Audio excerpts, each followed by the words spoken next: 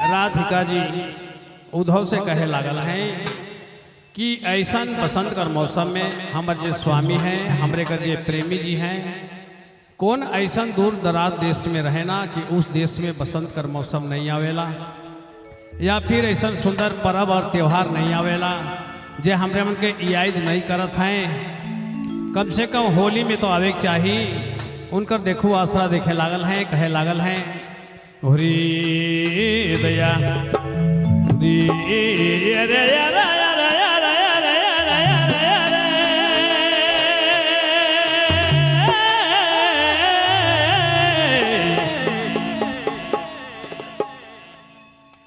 देना खाली प्रेम के देना खाली प्रेम के फसगाला कही कारण नहीं नदलाला देना खाली प्रेम के देना खाली प्रेम के फसगाला कही कारण नहीं नदलाला।